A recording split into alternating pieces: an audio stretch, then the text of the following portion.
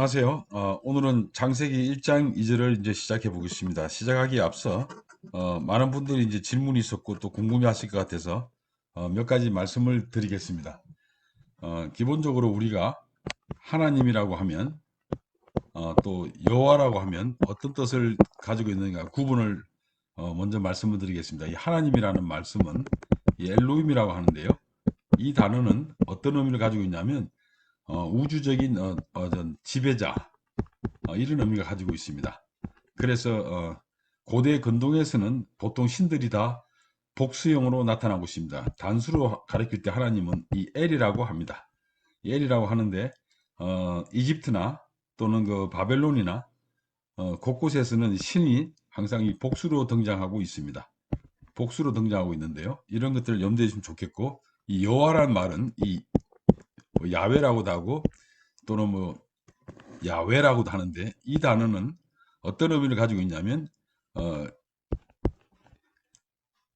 신과 인간 사이에 어떤 그 인격적 관계, 이것을 그 의미하고 있습니다. 그 인격적 관계는 어떻게 그 표현되고 있냐면 언약을 통해서, 지난 시간에 말씀드렸지만 이 언약은 쌍무 언약입니다. 그래서 인간의 하나님에 대한 순종과 경외, 또 그럴 때 그 하나님은 인간에 대한 어떤 그 보호나 헤세드, 그 자비를 베풀고 뭐 이런 의미를 가지고 있죠. 그래서 이 하나님이라는 말은 요약하자면 우주적인 지배자, 일반적인 의미를 가지고 있고, 이 여호와란 말은 어, 인간과 이 여호와 하나님께서 서로 인격적 교류를 하는, 교제를 하는 그런 의미를 다분히 내포하고 있습니다. 그러면 오늘은 창세기 1장 2절에 나타나는 혼돈과 공허에 관해서 살펴보겠습니다. 교재 51쪽에서 52쪽 사이입니다. 히브리어로 이 토우라는 말은 이 혼돈이라고 그러는데요. 이 혼돈은 아무런 형태가 없는 상태, 무 또는 혼돈, 빈장소, 이 황폐한 광야를 의미합니다. 이 단어는 대부분 이 부정적이거나 경멸적인 의미로 사용되었습니다. 성경에는 크게 이제 네 가지로 구분할 수 있습니다. 이 혼돈에 대해서요. 첫째는 이제 도덕적이거나 영적 혼돈을 가리킵니다. 헛된 일, 이런 표현이 나타나고 있고요.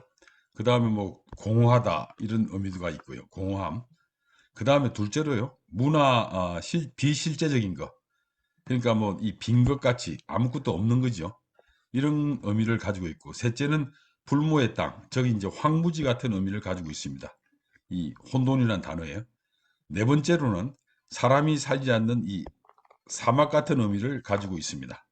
이 성경에 이렇게 요약이 되어 있는 것을 여러분께 말씀드렸습니다. 두 번째로 이 공허를 살펴보면요. 공허는 히브리어로 보후라고 합니다. 이 뜻도 마찬가지로 이제 공허나 황무지, 텅 빔을 의미하고 있습니다. 그래서 이제 그 공허한 땅이나 하나님의 심판으로 공허하게 된 땅을 이제 이야기하는데, 기본적으로 이 땅은요, 어, 고대 유대인들은 어떻게 생각했냐면 땅의 상실은 하나님의 징계의 빛에서 비롯됐다고 생각합니다. 하나님의 버리심, 뭐 외면, 이런 의미가 있고요. 땅의 취득은 하나님의 복으로 이렇게 생각을 했습니다. 여러분들이 이제 이런 의미를 성경을 읽으실 때 한번 기본적으로 가지고 있으면 좋죠. 아무튼 이 보호라는, 이 공허라는 말은 아무런 의미가 없는 텅 빈, 이런 의미로서 이제 성경에 많이 나타나고 있습니다. 여호와께서 그 위에 혼란의 줄과 공허의 추를 들이실 것인즉, 이 좋지 않은 뜻이죠. 징계적 의미도 있고 또 심판의 의미도 있습니다. 보라, 내가 땅을 본즉 혼돈하고 공허하며 하늘에는 빛이 없다, 이런 의미도, 이거는 하나님의 도우심과 아주 그 반대적인 의미를 가지고 있죠. 특별히 혼돈과 공허가 함께 나타나는 경우가 있는데요. 두 단어의 의미를 보아서 이제 중언적, 중복된 의미를 가지고 있는 거죠. 그래서 매우 강조한다는 의미가 있습니다. 어떤 걸 강조하냐면 형체가 없는 공허함, 절대적인 물을 뜻할 때 이 단어가 두 개 나타나면서 강조하고 있습니다. 그런데 이제 이 혼돈과 공허에서 보면 창세기 1장 1절에 하나님께 천지를 창조하시다는 이 단어, 이 창조하다는 이 말에는, 이 히브리어 바라에는 무에서 유를 창조한다는 의미가 없습니다. 그러니까 문자적인 또는 그 어원적인 의미에서는 무에서 유를 창조한다는 말이 없습니다. 그러나 이 혼돈과 공허가 나타난 상태를 볼 때 내용상으로 이런 상태에서 하나님께 천지를 창조했기 때문에 무에서 유를 창조한 거로 보시면 됩니다. 이 교재 52에서 53쪽에 보면 재창조설과 간격설을 제가 이제 말씀드렸는데요. 기본적으로 뭐냐면 창세기 1장 1절부터 이 2절 사이에 어떤 것이 있냐면 여기에는 간격이 있었다는 겁니다. 이 연대로 맞추다 보니까 연대가 맞지 않으니까 여기에는 어마어마한 시간이 흘렀다. 상상할 수 없는 시간이. 이래서 연대를 맞추는 분이 있습니다. 그래서 이거를 간격설이라고 합니다. 그리고 또 하나는 여기서 창조가 1절에서 창조가 끝났고 2절에서 문제가 있어가지고 새로운 창조가 시작됐다 해서 재창조설을 이야기하시는 분도 계십니다.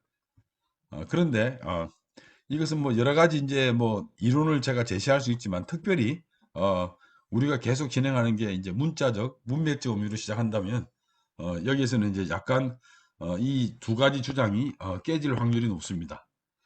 뭐 다시 한번 말씀드리면 재창조설은 또 이제 2절에서 타락한 천사들이 하나님께 범죄하여 하나님께서 그들을 심판하였기에 땅이 황폐해지고 무질서해서 하나님께서 이제 심판한 땅이 혼돈하고 공해졌기 때문에 재창조했다는 이런 주장이죠.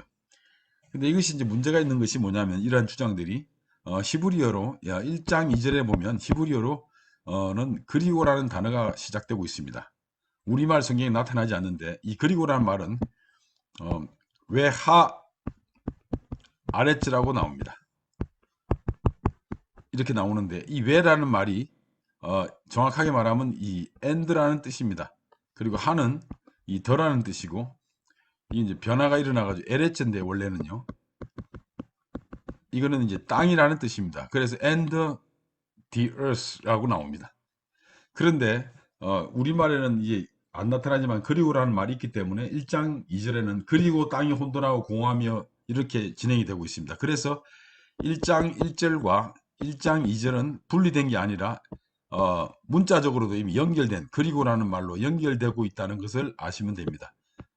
그래서 안타깝게도 이제 이분 에즈라라는 유대인이죠. 이분은 이제 시인이자 이제 문학가인데 이 사람이나 스코필드 레퍼런스 바이블을 만든 이 스코필드 이분도 형제교회 분이신데 이런 분들이 1절과 2절 사이에 이 간격이 있다고 해서 소위 간격설을 주장을 하고 있습니다. 근데 이런 것들은 문제가 있는 것이 뭐냐면 이러한 주장들은 과학적 연대나 문자적 연대 그러니까 이제 과학적으로 1절과 2절에 말씀드린 것처럼 시간상 엄청난 시간이 흘렀다고 이제 봐야 되기 때문에 왜냐하면 연대를 맞추다 보니까 이게 맞지가 않는 거예요. 이 간격설을 이제 해서 이런 문자적으로 맞지 않는다는 이 긴장감을 해소하기 위한 의도로 이제 풀이되고 있습니다.